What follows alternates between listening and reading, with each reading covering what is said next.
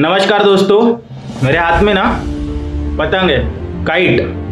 बचपन में आपने बहुत उड़ाई होगी। अगर आपको याद होगा तो पहले पतंग उड़ाने में कितनी स्ट्रगल होती है, और हम जब पतंग उड़ाने की शुरुआत करते हैं तो शायद छोटी ही पतंग खरीदते हैं और हमें कुछ समझता भी नहीं कि उसकी कम्मच कैसे होनी चाहिए, उसके कोने कैसे होने चाहिए, अच्छी पतंग कैसी होती है, हमें चुनना नहीं आता है। ठीक उसी प्रकार से जीवन में भी जब हम चलते हैं, शुरुआत करते हैं, तो हमें कुछ भी समझ में नहीं आता कि जीवन कहाँ पे जाएगा, कैसे जाएगा।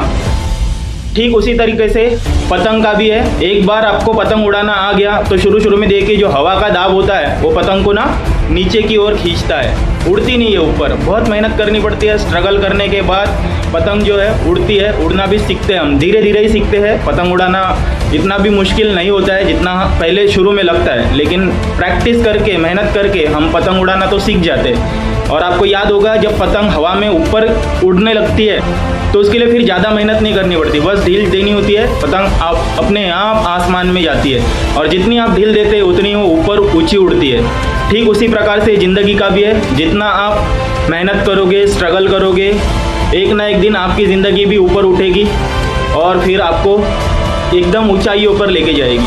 तो ज़िंदगी भी एक पतंग की तरह ही है कि आपको पहले शुरू में बहुत मेहनत करनी पड़ेगी, स्ट्रगल करनी पड़ेगी।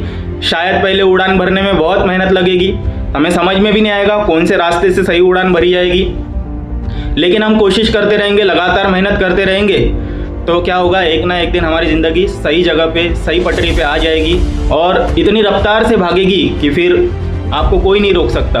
और इसके लिए क्या करना चाहिए दोस्तों? सेल्फ बिलीव, खुद पे भरोसा होना चाहिए। अगर आपको खुद पे भरोसा है तो आप कुछ भी अचीव कर सकते हैं। जंगल का राजा सबसे बड़ा जानवर होता ही नहीं है, तो जंगल का राजा कौन होता है? शेर होता है। लेकिन सबसे बड़ा जानवर अगर देखे तो कौन होता है? हाथी। लंबाई में जिराफ होता है, बराबर है। होशियार कौन होती है? लोमड़ी, लेकिन वो भी राजा नहीं है।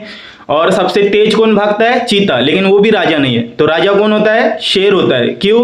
तो उसे लगता है, क्योंकि उसका एटीट्यूड वैसा होता है।